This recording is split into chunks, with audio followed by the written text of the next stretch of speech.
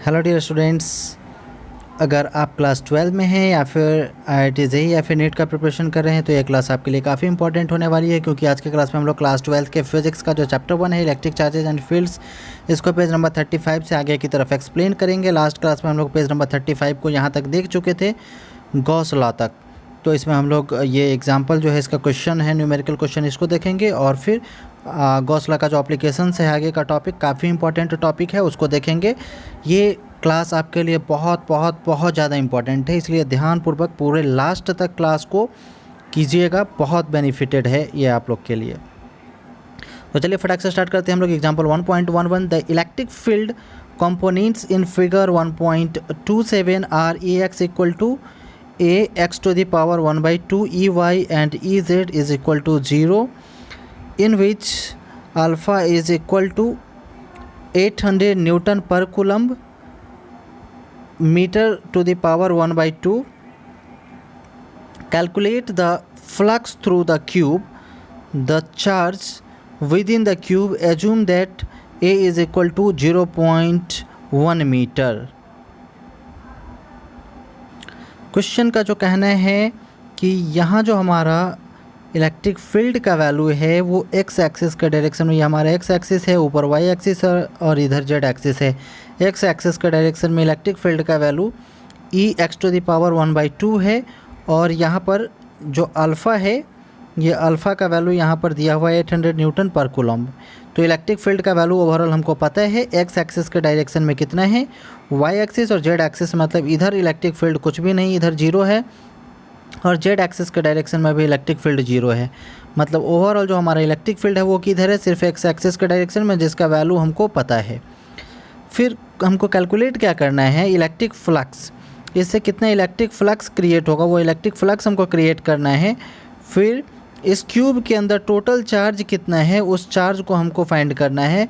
और एक और चीज़ इसमें दिया हुआ है, इसके साइड का वैल्यू, इसका जो साइड है ए का वैल्यू इसमें दिया हुआ है 0.1 मीटर। मतलब ये जो है 10 सेंटीमीटर बोलिए या फिर 0.1 मीटर बोलिए, वो इस क्यूब के साइड का साइज़ है, 10 सेंटीमीटर या फिर 0.1 मीटर। फिर इसके सॉल्यूशन को देखते हैं। Since the electric field has only x component, चूँकि इलेक्ट्रिक फील्ड का हमारा सिर्फ एक्स कंपोनेंट है, for forces perpendicular to for faces perpendicular to x direction, जो भी हमारा फेस है एक्स एक्सिस के डायरेक्शन में उधर से क्रॉस कर रहा है। फिर हमारा है the angle between E and delta S is ±π/2। अब यहाँ जो हमारा एरिया वेक्टर मतलब डेल्टा एस और जो हमारा इलेक्ट्रिक फोर्स है उस दोनों के बीच का जो एंगल है वो ±90 डिग्री है। Therefore electric flux phi is equal to E.ds। अब यहाँ जो हमारा इलेक्ट्रिक फ्लक्स का डेफिनेशन हम लोग जानते हैं क्या होता है, फाई इक्वल टू होता है हमारा E.ds। तो यहाँ पे इलेक्ट्रिक फील्ड का वैल्यू और डेल्टा एस मतलब छोटा सा एरिया का वैल्यू हम लोग डालेंगे और फाइनली हमारा वैल्यू आ जाएगा। Is separately 0 for each face.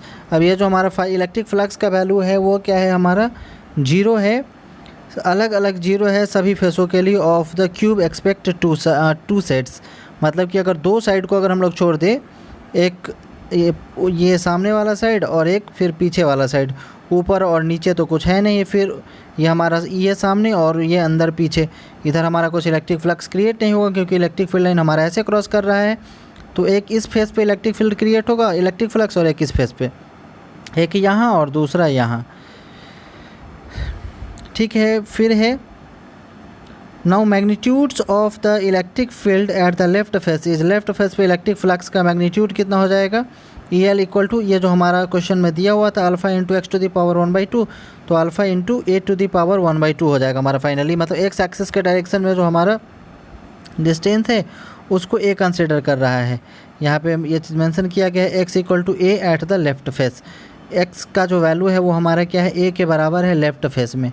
फिर है the magnitude of electric field at the right face is, अब इलेक्ट्रिक फील्ड का वैल्यू हमारा राइट फेस में कितना हो जाएगा, Ax to the power 1/2, जहाँ पर A इंटू 2A का पावर 1/2 हो जाएगा, क्योंकि ये A डिस्टेंस हमारा इधर से कंसिडर करेंगे और फिर A मतलब 2A फाइनली हमारा डिस्टेंस कंसिडर करेंगे, 2A to the power 1/2 हो जाएगा।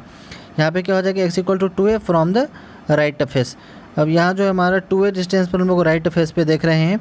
फिर है द कॉरस्पॉन्डिंग फ्लक्स अब इसके अकॉर्डिंग जो हमारा फ्लक्स क्रिएट होगा उसका वैल्यू क्या हो जाएगा, phi equal to E into D S, formula हम लोग जानते हैं। तो यहाँ पर एन कैप हमारा सिर्फ डायरेक्शन शो कर रहा है और कुछ भी नहीं। तो E into delta S into cos theta, मतलब डॉट प्रोडक्ट करेंगे तो हमारा कॉस थीटा इसके साथ जुड़ेगा। तो यहाँ पर कॉस थीटा जो है हमारा, थीटा का वैल्यू हमारा कितना है, 180 डिग्री है। चूँकि हम लोग इलेक्ट्रिक फ्लक्स इधर देख रहे हैं और इसका डायरेक्शन हमारा इधर है एरिया वेक्टर का, तो हमारा फाइनली जो है एंगल दोनों के बीच 180 डिग्री। तो कॉस 180 डिग्री का वैल्यू हमारा फाइनली -1 हो जाएगा। तो फाइनली वैल्यू हमारा जो इलेक्ट्रिक फ्लक्स का हो जाएगा वो क्या हो जाएगा, -EL इंटू ए स्क्वायर। अब ये तो हमारा इलेक्ट्रिक फ्लक्स हम लोग लेफ्ट वाले सरफेस का किया है कैलकुलेट। अब राइट वाले सरफेस का हमको कैलकुलेट करना है। तो राइट वाले सरफेस में भी सेम फार्मूला, ER मतलब राइट वाला electric field into delta S, फिर क्या हो जाएगा ER into delta S cos theta. अब थीटा यहाँ पे हमारा राइट वाले के लिए क्या हो जाएगा, 0 डिग्री हो जाएगा। तो इस कंडीशन में कॉस 0 डिग्री का जो हमारा वैल्यू होता है वो कितना होता है, 1। तो +1 से मल्टीप्लाई करेंगे तो हमारा सेम हो जाएगा ER into A square. Net flux through the cube अब हम लोग देखेंगे जो हमारा नेक्स्ट पेज में, पेज नंबर 36 में। पेज नंबर 36 में हम लोग देखते हैं नेट फ्लक्स हमारा क्या हो जाएगा, लेफ्ट वाला और राइट वाला दोनों को फाइनली हम लोग ऐड कर देंगे। तो लेफ्ट वाला हमारा कितना था, ER इंटू ए स्क्वायर, और राइट वाला हमारा क्या था, EL इंटू ए स्क्वायर। अब दोनों का वैल्यू डाल देंगे। ए स्क्वायर तो हमारा कॉमन है तो इसको हम लोग कॉमन बाहर निकाल देते हैं और अंदर बचता है ER माइनस EL। अब ER और EL का जो हमारा वैल्यू है वो क्या था, 2a टू द पावर, मतलब √2a था और √2a था और यहाँ पर सिर्फ √a था। तो यहाँ पर 2 टू द पावर 1/2 हम लोग डाल देते हैं, यहाँ a टू द पावर 1/2, मतलब finally a to the power 1/2 भी हमारा कॉमन है। तो इसको हम लोग क्या करेंगे, बाहर निकाल के इसे मल्टीप्लाई करेंगे। फाइनली जब बेस सेम हो तो पावर जुड़ जाता है। फाइनली कितना हो जाएगा, alpha into a to the power 5/2 into √2 - 1। फिर है 800 into 0.1 to the power 5/2 into √2 - 1, मतलब फाइनली इसको कैलकुलेट करने पर जो हमारा वैल्यू है उसको हम लोग डाल देंगे। अल्फ़ा का वैल्यू 800 है और ए का जो हमारा वैल्यू है वो 0.1, मतलब जो हमारा क्वेश्चन में डाटा दिया गया था उसके अकॉर्डिंग फाइनली इसको हम लोग कैलकुलेट कर देंगे और जो वैल्यू हमारा आता है वो हो जाएगा फाइनली कितना, 1.05 न्यूटन मीटर स्क्वायर पर coulomb. We can use Gauss law to find the total charge Q inside the cube. अब इलेक्ट्रिक फ्लक्स के हेल्प से हम लोग चार्ज का वैल्यू फाइंड करेंगे। चूँकि हम लोग गॉस लॉ से लास्ट क्लास में पढ़े थे, फाई इक्वल टू क्या होता है, Q/ε0 होता है। तो Q इक्वल टू क्या हो जाएगा, फाई इंटू ε0 हो जाएगा फाइनली। फिर Q इक्वल टू हमारा क्या हो जाएगा, फाई इंटू ε0। तो यहाँ पर जो वैल्यू हमारा आया है, ये इलेक्ट्रिक फ्लक्स का वैल्यू आया है 1.05, ये डाल देंगे और ε0 का value 8.854 into 10 to the power -12 हमको पता है। फाइनली दोनों को हम लोग मल्टीप्लाई करेंगे, हमारा वैल्यू फाइंड हो जाएगा। फिर एग्जांपल 1.12 को हम लोग देखते हैं, ये भी इंटरेस्टिंग क्वेश्चन है। An electric field is uniform and in the positive x direction for positive x and uniform with the same magnitude but in the negative x direction for negative x। Question का कहना है कि एक electric field जो है वो हमारा क्या है, पॉजिटिव x डायरेक्शन में, हमारा x एक्सिस और y एक्सिस है। तो पॉजिटिव x डायरेक्शन में हमारा यूनिफॉर्म है पॉजिटिव x के साथ और नेगेटिव x डायरेक्शन में यूनिफॉर्म है नेगेटिव वैल्यू के साथ। ठीक है, जो हमारा इलेक्ट्रिक फील्ड का नेगेटिव वैल्यू है वो नेगेटिव डायरेक्शन में, जो पॉजिटिव वैल्यू है वो पॉजिटिव डायरेक्शन में है। फिर आगे के टर्म्स को हम लोग देखते हैं। It is given that E equal to 200 I cap, मतलब कि जो हमारा पॉजिटिव x डायरेक्शन में है वो क्या है, 200 आई कैप है न्यूटन पर coulomb for x is greater than 0, मतलब पॉजिटिव x डायरेक्शन में। एंड -200 आई कैप न्यूटन पर coulomb for x is less than 0, जो हमारा नेगेटिव डायरेक्शन में है इसके लिए -200 आई कैप है नेगेटिव x डायरेक्शन में। फिर है right circular cylinder of length 20 cm and radius 5 cm has its center at the origin and the axis along the x-axis, so that one face is at x equal to 10 cm and other is at -10 cm। अब एक cylinder है हम लोग के पास यहाँ पे, उसका condition कुछ इस तरह का है कि सिलेंडर हमारा कुछ इस तरह से है। यहाँ पे ये इधर -10 इसका वैल्यू तक है और इधर +10 वैल्यू तक है, मतलब यहाँ से यहाँ तक जो इसका लेंथ है वो 20 सेंटीमीटर है क्वेश्चन के अकॉर्डिंग, और इसका जो रेडियस है यहाँ पे ये रेडियस इसका 5 सेंटीमीटर है, मतलब इसका कुछ ना कुछ हमारा सर्किल है तो सर्किल का कुछ एरिया होगा, तो उसी में जो हमारा ये सर्कुलर पार्ट है इसका रेडियस 5 सेंटीमीटर इधर भी और इधर भी, ये चीज़ मेंशन किया गया है। फिर है वो what is the net outward flux through etch flat face. अब इस कंडीशन में जो हमारा इलेक्ट्रिक फील्ड इधर भी जा रहा है और इधर भी जा रहा है, दोनों तरफ जा रहा है, कंडीशन को ध्यान से समझेंगे। इलेक्ट्रिक फ्लक्स हमारा इलेक्ट्रिक फील्ड इधर भी जा रहा है और इधर भी जा रहा है, तो ये जो हमारा ये वाला फेस है, ये राउंड वाला फेस है, इसको क्रॉस करेगा इधर और इधर इसको भी क्रॉस करेगा। तो इस कंडीशन में जो इलेक्ट्रिक फ्लक्स यहाँ पे क्रिएट हो रहा है, वो इलेक्ट्रिक फ्लक्स का हमारा वैल्यू फाइनली कितना होगा वो हमको फाइंड करना है। फिर है what is the flux through the side of cylinder. अब ये जो सिलेंडर का साइड है, ये जो हमारा राउंड सा यहाँ से यहाँ तक का जो पोर्शन है, ये वाला पोर्शन, इस पे इलेक्ट्रिक फ्लक्स का वैल्यू हमारा कितना होगा वो फाइंड करने के लिए बोल रहा है। फिर सी पार्ट है what is the net outward flux through the cylinder. Cylinder से जो टोटल आउटवर्ड फ्लक्स जो निकल रहा है बाहर की तरफ, इधर या फिर इधर या इधर या इधर किधर भी जा रहा है, तो टोटल फ्लक्स का वैल्यू कितना होगा सिलेंडर से, वो सी में फाइंड करना है। फिर what is the net charge inside the cylinder. अब सिलेंडर के अंदर कितना नेट चार्ज है वो भी हमको फाइंड करना है। गॉस लॉ से रिलेटेड ये एक बहुत बेहतरीन और इंटरेस्टिंग क्वेश्चन है, इसको आप ध्यान से समझेंगे। इसका कहना है we see from the figure that on the left face E and delta S are parallel, therefore the outward flux is phi L is equal to E dot D S. मतलब इसका कहना है कि हम लोग ऑब्जर्व करते हैं figure के लेफ्ट साइड में जो है इलेक्ट्रिक फील्ड और जो एरिया वेक्टर हम लोग कंसीडर कर रहे हैं वो क्या है, पैरेलल है, मतलब एक दूसरे के समांतर है। उस कंडीशन में नेट आउटवर्ड फ्लक्स जो है वो हमारा क्या हो जाएगा, ई डॉट डेल्टा एस, मतलब कि जो हमारा एंगल क्रिएट हो रहा है दोनों के बीच में वो कितना हो रहा है, 180 डिग्री हो रहा है फाइनली। तो 180 डिग्री एंगल वाले कंडीशन में हम लोग क्या करेंगे, निगेटिव वैल्यू को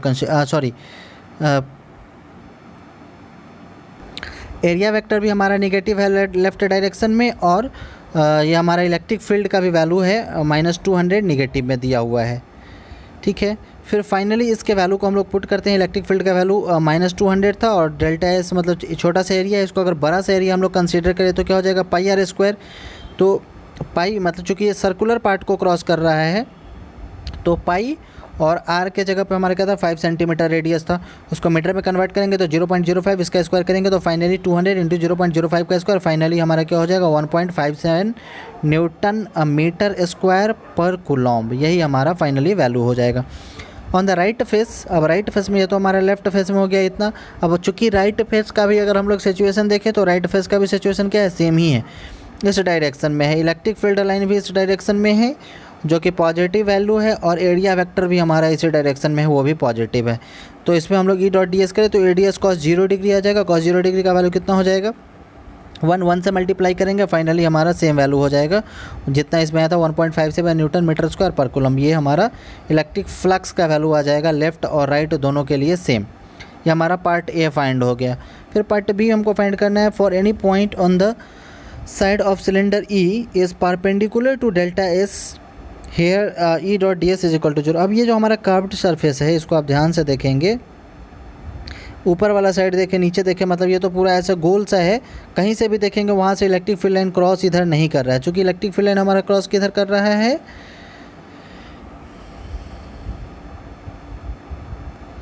दोनों सामने वाले फ्लैट से इलेक्ट्रिक फील्ड लाइन हमारा क्रॉस कर रहा है। अगर इधर वाला इलेक्ट्रिक फील्ड लाइन को हम लोग देखें भी तो ये जो एरिया वेक्टर है और इलेक्ट्रिक फील्ड लाइन है दोनों एक दूसरे के साथ 90 डिग्री का एंगल बनाएगा।